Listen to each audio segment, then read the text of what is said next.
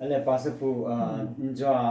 church yang na say tain aban church ipiham ti na sayin chule a bowling ho jong na sayin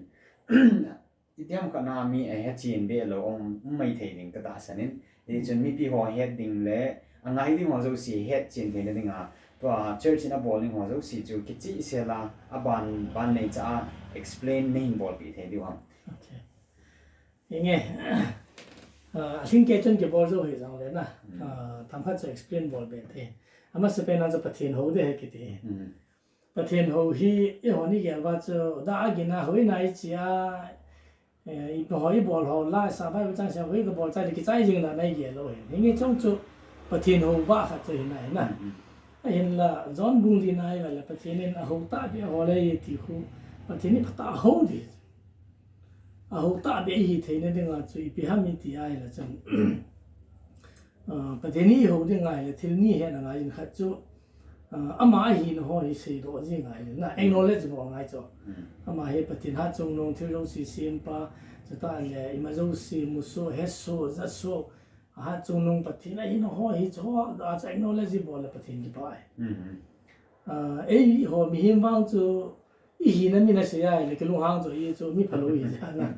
ไอ้เราประเทศจะหินนั้นจะสีตัวจะน่าจะมาจุกี่ไปที่จู่ประเทศไอ้หินไอ้ว่าจะไอ้ก็ทำอีโหนะขันไอ้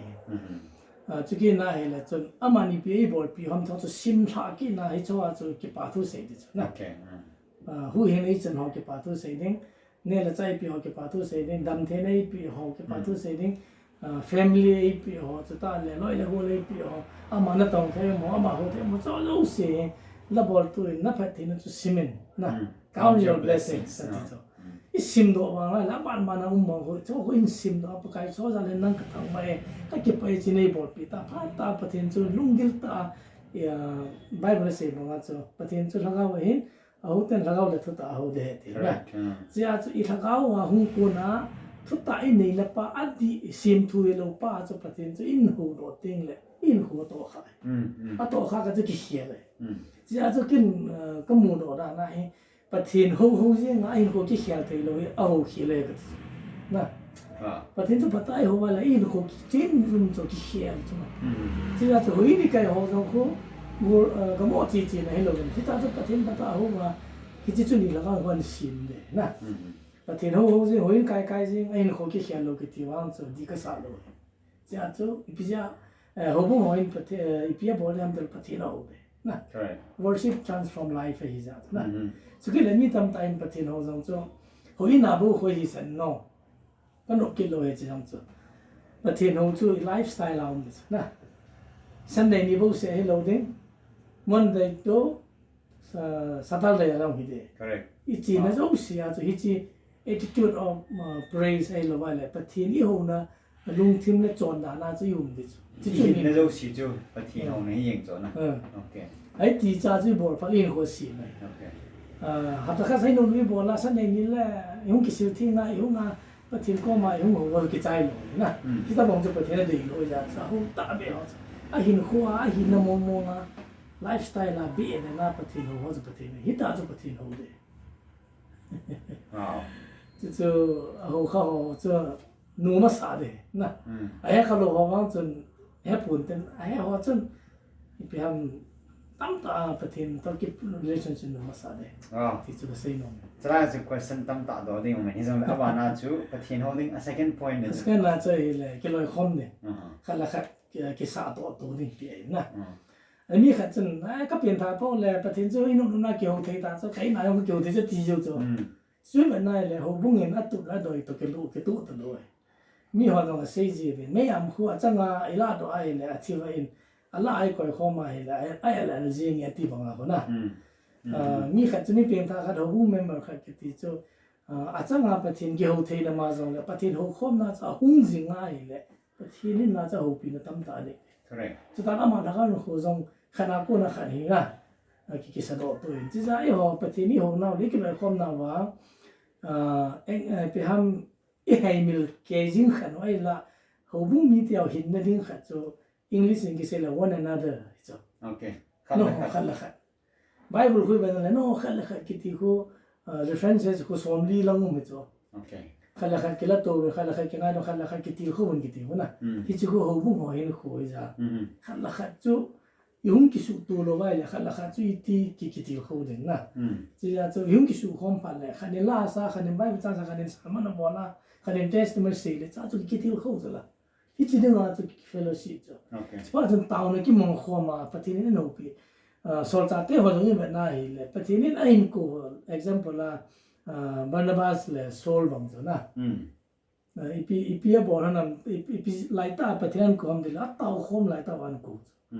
chi za chu hita hon pathinum chu ila hi chila chu pathin che korean a ke mo wa chi na lo azun pathinum me na no wa chu pathinin thing ne he ti rom korean thar kha mung thum chang som lo na chi za chu hilai mun chu pathinum ne hi za chu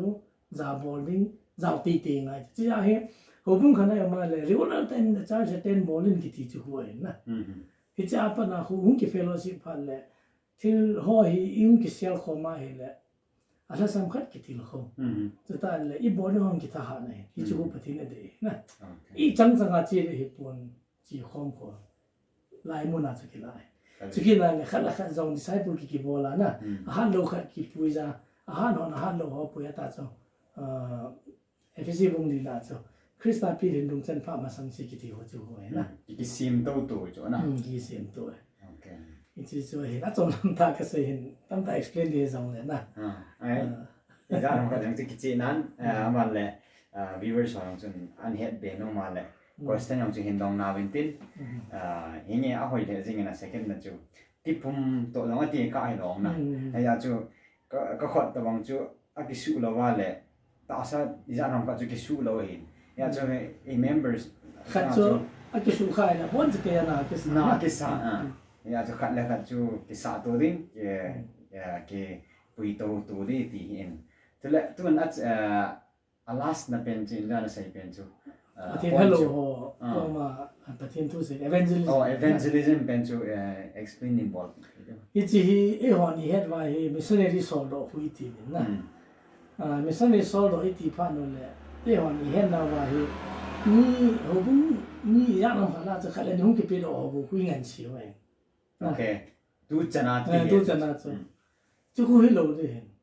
ho bu member zo si ki no zo tạo sản ra thế rồi cái giống năng giống quỳ giống nè ok chỉ là chú ý bốn cái vào chú bắt thiên hết đủ nói là vô cái này họ inside là họ không mà bắt thiên chú ít xí điều họ bôi mỏ ấy họ hiện mi khả năng khả đi gạt cho ấy sò rồi mà chỉ biến một là mỗi ngày nào này cái sao ta mong rồi nè chú cứ hiểu rằng ngay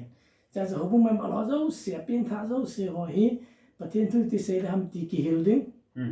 ai le mi roi gol ki nei so ke hi ja na believers on tam mi ba tam da ai dia khupi so ai na ai cho tam ta kan ai cho ko ma zo pathin tu se so ke pa le hung ma cha de